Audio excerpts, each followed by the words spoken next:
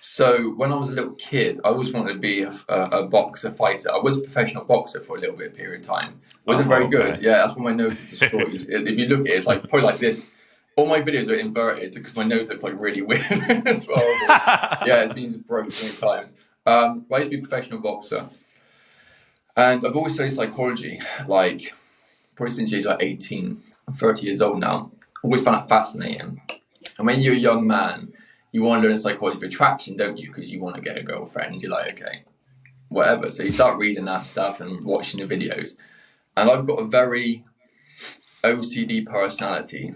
Like everyone who works with me goes, "You're fucking OCD," but it's a good thing to have in business. I genuinely think it's a good I thing have to it have. too. Yeah. And it's kind of like it gives you real fucking obsessiveness. And it's there like I watched just a stupid amount, read a stupid amount. Anyway, so I was doing that all throughout my whole life, effectively, but like on the side. And then got into boxing, did all this and did all that, and then stopped boxing. I wasn't very good. I was a good amateur, not a good professional. Anyway, it's a different world. It's very tough living that. Anyway, so I stopped doing that, and then finally I got horrifically ill, really bad. Where I thought I was going to die, like really bad. Oh my gosh. Yeah. What was it? It was just a horrific virus and wiped my body out. It just destroyed my body. Oh Yeah, my even God. to this day, I'm healthy now, but I'm very careful. I can't do certain things. You know what I mean? Be very careful about my life. I can live like a normal person, but like, you know, like normal, whatever you classify as normal, but Right. I got to be very careful about everything. One bad move and I'm out for a week. So Anyway. were you like super careful with COVID then? Were you worried about that? Oh yeah, it was during very just before COVID. That's when I got very ill. So I was stuck in the house anyway. I couldn't move off the sofa for about 6 months. I sat there like I'm gonna die effectively. Yeah, terrible. Oh my God. And that was tough. I got no help. My mum was the only one to help me. Everyone else it was a horrific scenario, mate. It really was. And I'm so sorry. I'm glad you're okay though. That sounds awful. It was 6 months. You know what? It's like that's why rock bottom is beautiful, because you can only go up, mate. You know, it really is. It's like rock bottom is the fucking greatest place on earth. I'm telling you, because you got. You know, I always say too. I'm on a never-ending quest for rock bottom. That's what I've been saying lately. Yeah, I won't stop till I get there. Yeah, like rock bottom is fucking glorious, mate. Yeah. So I was in a horrific scenario with lots of different things. Like I had fuck all money. I was broke. I couldn't afford bread. Sort of broke. I was very lucky. My parents helped me out a little bit, because I would have been homeless, mate. I had like a failed professional boxing career, if you will.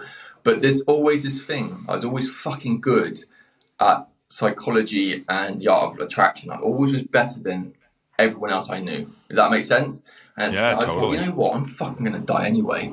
So it was literally like this. I'm dead, mate. I don't give a fuck about this. I'm just gonna do what I've always wanted to do.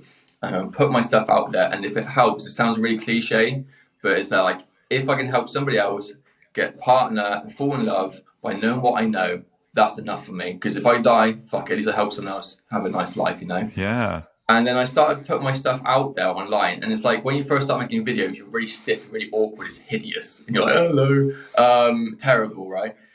I started putting my stuff out there, but all the information was good. And people go, this is amazing, this works. I've tried this, it's really worked for me, X, Y, Z. And I was like, this is cool, man. And then it just grew. People wanted to book me in as a dating coach. It started growing like that. Podcast, TV. So you weren't even trying to become? Were you trying to be a dating coach then, or were you? Not specifically. It was like I fell was a into dating coach. Like I was a dating coach, helping people. You know what I mean? But it's there like it really was. I'm going to just exude my knowledge of psychology of attraction. I mean, that's all it was basically, and then it just grew from there. And everyone's just like, this fucking works, because I think. The thing is then I got OCD about that. I was like, right, every day, boom, boom, boom, boom, boom, like study day, boom, boom, boom, and then you got all that stuff, and then I know it's kind of come to what it was now. So it's because the reason I got it is I had fuck all else to lose, so I always did what I wanted to do, you know. Yeah. And it's like I had nothing to lose. I was gonna die. It was like, what's the point? I was like, I remember falling upstairs. I couldn't move. And you watch my old videos. you won't be able to see it, but I was there like, I'll do a video. We chat like this, like, hey, 3 ways to make your boyfriend more attracted to you.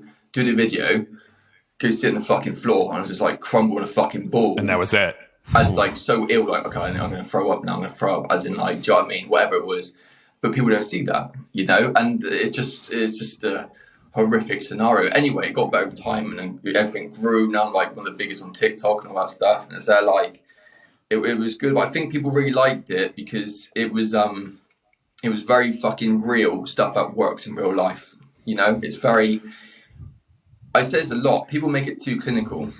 Like relationships and dating, you've got to add like a clinical aspect, but it needs to be real and attractive. You know, like some people like say, "Oh, sit down with your boyfriend, explain this and that to him." They're not going to fucking listen. It's not going to happen. You know, so it's kind of like you need to like.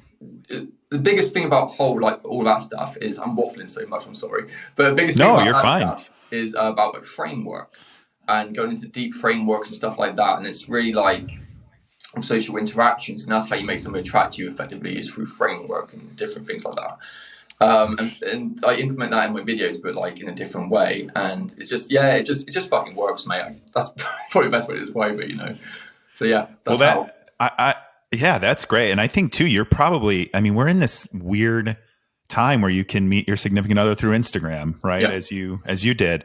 And with social media and social interactions and everything that happened during COVID, I feel like people don't really know how to date. They don't really know how to balance the virtual, balance the real life, balance the texting, balance the Instagram, the TikTok, all the social media. There's so much going on.